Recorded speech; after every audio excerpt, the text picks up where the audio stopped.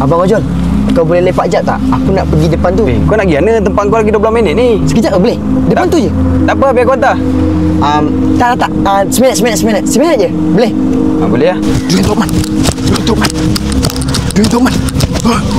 Let's go! Sophie.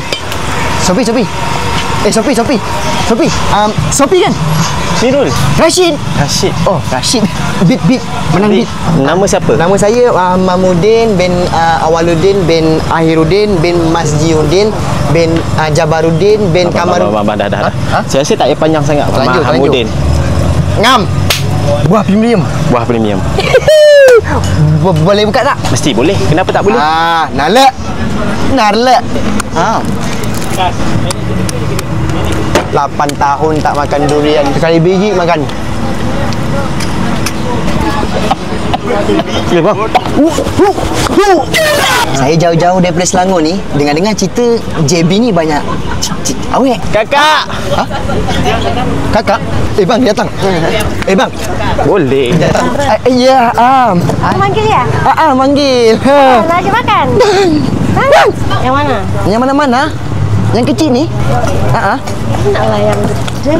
Nak yang gede Yang gede lain.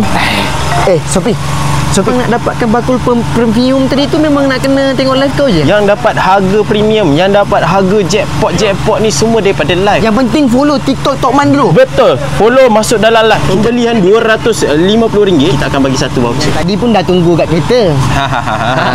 Aku balik dulu Yang tadi ke? Yang mana? Yang tadi tu ke? Yang bro. Hebatlah awak. Nak ambil balik. Weh, kau pergi mana? Aku tunggu kau dari siang sampai ke malam ni. Aduh, Jol. Sorry tu. Kalau aku nak pakai kereta kau kejap, boleh tak? Kau nak pergi mana? Aku cuma nak ambil adik aku dengan barang-barang.